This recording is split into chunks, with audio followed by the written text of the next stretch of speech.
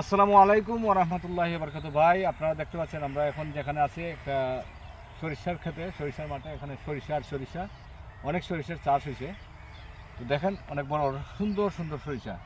তো একটা জিনিস আমাদের আমার কাছে মনে হচ্ছে মিসিং হয়েছে, এই সরিষা চাষের সাথে মধু চাষও করা যায়।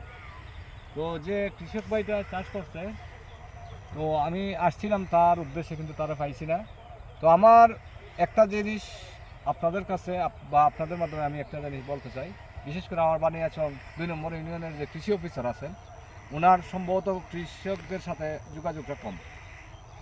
কারণ এবং কৃষক যারা আছেন আমি তাদেরকে অনুরোধ করব, আপনারা যারা কৃষি কাজ করেন আপনারা সবসময় কৃষি অফিসার যারা আছে তাদের সাথে একটু যোগাযোগ রাখবেন।